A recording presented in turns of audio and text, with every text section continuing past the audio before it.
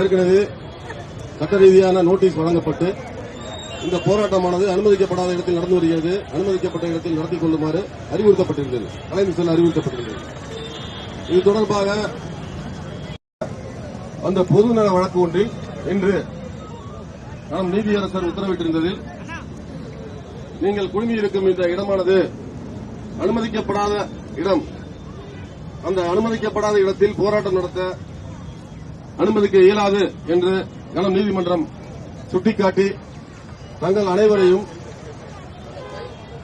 காவல்துறை முன்பாக அனுமதிக்கப்பட்ட இடத்தில் கோரிக்கை விடுத்தோ தங்களது கோரிக்கையை காவல்துறையிடம் தெரிவித்து அவர்களின் ஒப்புதல் அவர்களுடைய ஆணை பெற்ற பிறகு இந்த போராட்டத்தினை நீங்கள் எவ்வாறு வழி செய்கிறீர்களோ அந்த மாதிரி ஏற்பாடு செய்து கொள்ள உத்தரவிட்டிருக்கிறது.